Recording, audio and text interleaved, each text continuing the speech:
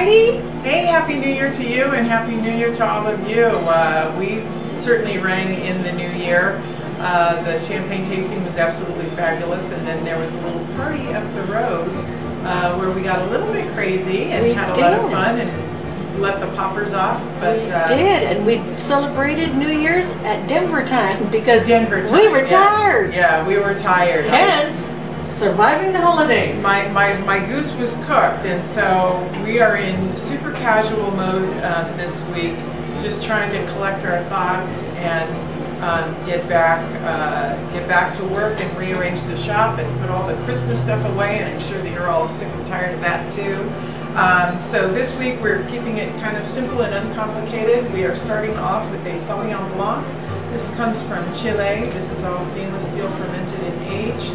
It comes from a region where it gets a longer growing season, so the grapes stay on the vine and they mature at a slower rate, so it's more developed flavor profile.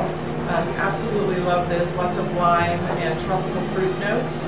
Then we're moving on to the Antonin. This is the Crianza, 90% Tempranillo and 10% Grenache. This is old vine grapes, again, more concentrated fruit. I'm at that point where I just want my wine stuff to be back and I don't want them to be too harsh and too complicated. So nice, more cherry flavor in this. There's a little bit of acidity, but again, it's just the older vines just make it so luscious. So moving on to the Lacrima de Moro de Alba. This is a wine region that was designated in 1985, and the Lacrima grape was almost extinct up to that point, so there was a resurgence and interest in this grape varietal. It's very aromatic. It's got lots of floral notes to it. It's a little fuller bodied and doesn't have that typical acidity. So this is one that you can actually pair with meat as well. It's quite good, but believe me, it's the aromatics in that wine that make it so absolutely spectacular. Moving on, this is the Amici Cellars Olima Cabernet Sauvignon blended with 7% Merlot. Kind of classic flavor profile of Cabernet Sauvignon with black cherry plum. This is aged 16 months in exclusively in French oak, so you get a little bit of that cedar note as well. Then we've got our 5 vintners. Zinfandel. This is 100% Zinfandel, all dry Valley Creek fruit.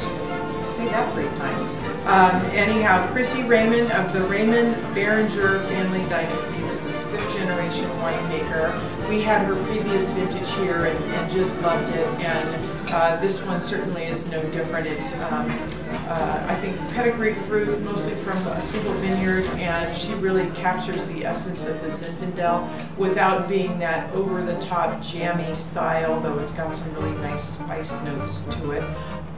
Less than 1,000 cases of this produced. Last, we're moving on to the Michael and David. This is the Petite. This is 85% Petite Syrah, 15% Petite Verdot. Comes from Lodi, which is one of the oldest grape growing regions in California. We've had a lot of, fair amount of grapes from this particular region. It's very popular these days. It used to be a region that was most known for supplying blending grapes for Napa, Sonoma, but they've really come into their own. And it's wonderful, kind of big, bold, jammy. We certainly could have used this one in our bombastic wine tasting. I just thought this would be a fun way to round out the tasting. I think we're all just trying to catch our breath this week. It's a short week. This is already Wednesday.